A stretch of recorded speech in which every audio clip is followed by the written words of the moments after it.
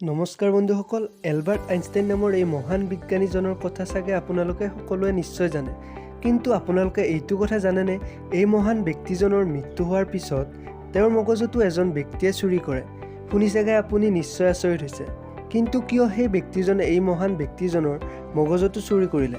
তেন্তে কৈ দিওঁ যে এনেকুৱা কেইটামান আমোদজনক তথ্য লৈ আজি মই আপোনালোকৰ সন্মুখলৈ আকৌ আহিলোঁ, যিকেইটা ফেক জানি আপুনিও ক'ব, "Oh my God!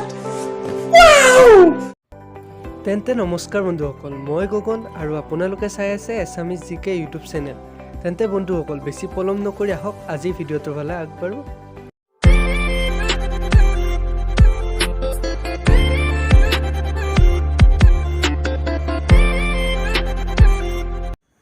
Number 5, Albert আইনষ্টাইনৰ বিষয়ে আপোনালোকে চাগে সকলোৱে জানে। এওঁ হ'ল বিশ্বৰ এনে এজন বিজ্ঞানী যিজনৰ কথা সমগ্ৰ বিশ্বই গম পায়।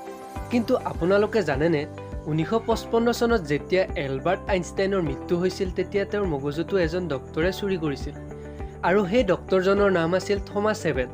আচলতে 74 বছৰত যেতিয়া এলবাৰ্ট আইনষ্টাইনৰ মৃত্যু হৈছিল তেতিয়া তেওঁক এখন হস্পিটেলত ৰখা হৈছিল, আৰু সেই হস্পিটেলখনতেই থমাছ হেভেনে তেওঁৰ মগজুটো চুৰি কৰিছিল।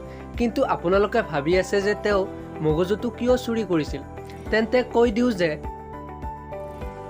থমাছ হেভেন এজন ডক্তৰ আছিল, আৰু মহান ব্যক্তিৰ মগজুটো ইমান কিয় ভাল তেওঁ সেইটো পৰীক্ষা কৰিবলৈ চুৰি কৰিছিল। নম্বৰ 4, বন্ধুসকল, আমাৰ সকলোৰে বৃদ্ধি হয়। জন্মৰ পৰা মৃত্যুলৈ আমাৰ শৰীৰৰ বৃদ্ধি হৈয়ে থাকে।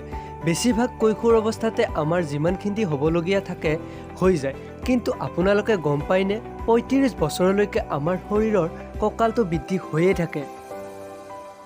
নম্বৰ 3, বন্ধুসকল, চকলেট মই বা আপোনালোকে সকলোৱে খাই ভাল পায়। কিন্তু আপোনালোকে জানেনে, ছুইজাৰলেণ্ডত প্ৰতি বছৰে এজন মানুহে প্ৰায় 15 কেজিতকৈ অধিক চকলেট খায়। মই বা আপুনি আজিলৈকেও ইমানখিনি চকলেট খাব পৰা নাই। নম্বৰ 2, সকলো বস্তুৰে এক্সপাইৰি ডেট থাকে। সাধাৰণতে খোৱা বস্তুবোৰ অলপ সময়তে বেয়া হৈ পৰে। ঠিক একেদৰে ঔষধ পাতিবোৰৰো এক্সপাইৰি ডেট থাকে। কিন্তু আপোনালোকে জানেনে, মৌ অৰ্থাৎ হানি বহু বছৰলৈকে এক্সপাইৰি নহয়, অৰ্থাৎ মৌ সদায় ভালে থাকে। মৌক আপুনি যিকোনো সময়তে খাব পাৰে। নম্বৰ 1, বন্ধুসকল, আমি সকলোৱে জানো যে আমাৰ শৰীৰত অলপ অংশত পানী আৰু অলপ অংশত তেজ থাকে। কিন্তু আপোনালোকে এইটো কথা শুনি নিশ্চয় আচৰিত হৈ পৰিব যে আমাৰ শৰীৰৰ মগজুত প্ৰায় 78% পানীয়ে থাকে। শুনি চাগে আপুনি নিশ্চয় আচৰিত হৈছে। বন্ধুসকল, ভিডিঅ'টো আজিলৈ ইমানেই। যদি ভিডিঅ'টো চাই ভাল পালে তেনেহ'লে ভিডিঅ'টো লাইক এটা কৰি চেনেলটো ছাবস্ক্ৰাইব কৰিবলৈ নাপাহৰে যেন। বন্ধুসকল, লগ পাম নতুন এটা ভিডিঅ'ৰ সৈতে। তেনেহ'লে এতিয়ালৈ বাই বাই, এনজয় আই অসম।